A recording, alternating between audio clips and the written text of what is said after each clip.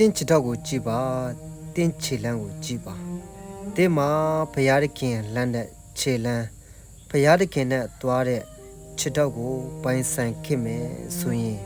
တေးချပါတယ်အောင်မြင်တော့မယ်သူဟာတင်ပဲဖြစ်ပါတယ်အကြောင်းမလစွာအိမ်ကနေထွက်ခွာသွားခဲ့ရတဲ့ယာကုပ်ဆိုတဲ့သူကျမ်းတန်တဲ့လမ်းခီမှာကြောက်ခေကိုကောင်းဦးပြီးအိတ်ခေရတဲ့တခါမှမရောက်ဘူးတဲ့ဦးလေးရှိရာခရီးဝေးကိုတယောက်တည်းသွားခေရတော့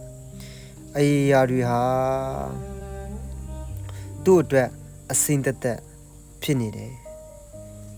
အားငယ်စိုးရင်မိတယ်အဲ့ရကနိုးလာတော့သူ့ဘဝကိုအမြင့်ဆုံးသို့ရောက်ရှိစေမဲ့လုပ်ငန်းကြီးတစ်ခုကိုလှုပ်လိုက်တယ်အဲ့ဒါကတော့သူညကခေါင်းဦးပြီးအိတ်ခေတဲ့ကြောက်ကိုမတ်တိုင်စိတ်ထူခဲ့တယ်ပြီးတော့ခေါင်းငယ်ဘူးအဖားစီကိုအခုလိုပြောဆိုလိုက်တယ်ဖျားခင်ကျွန်တော်နဲ့အတူ